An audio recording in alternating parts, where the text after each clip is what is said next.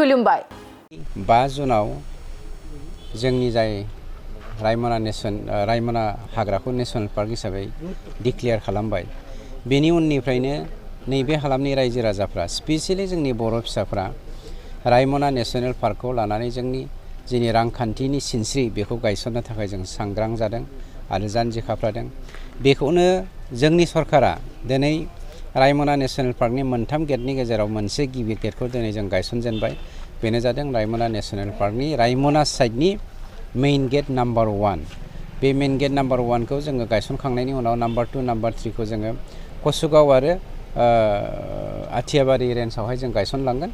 गतिके बेफोर गासिबो फारि फारि जालांजोबगोन। जेखियानो जाथों बावैसोनो जोङो मोनसे खामानिखौ जों बेवहाय मावबावनो नागिरदों। हिउमेन एलिफेन्ट कनफ्लिक्टनि जाथाया बारा जागासिनो दङ। बे हिउमेन एलिफेन्ट कनफ्लिक्टखौ जोङो माबोरै रैखाथि होनो हागोन, संरैखा होनो हागोन रायजो राजाखौ, जिब जन्थुखौबो जोङो रैखाथि होनांगोन, सुबुं माहारिखौबो जोंनि जिउ आरो सम्पतिखौबो जों रैखाथि होनांगोन। बेनि बेबस्थाखौ जों लागासिनो दङ। बाजाज बाइक सालायनो मोजां मोनग्रा रायजो राजाफोरनि थाखाय मोनसे गोजोनथाव खौरां। सेरफांगुरि बाजाज श'रुमा फुजा 2024 धामाका अफार होगासिनो दं।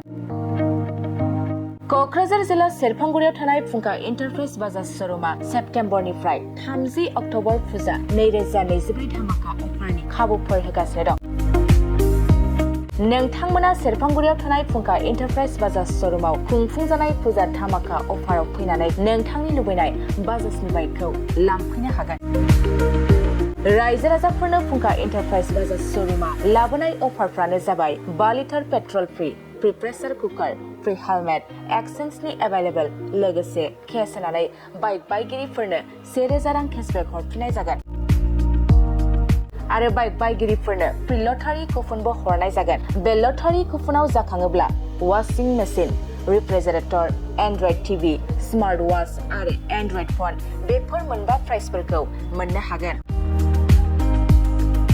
नोंथाङा आबुङै मिथिबावनो थाखाय 6003817191 9101598021 आरो 9101547892 जानबुं नाम्बाराव खौरां लाहरनो हागोन।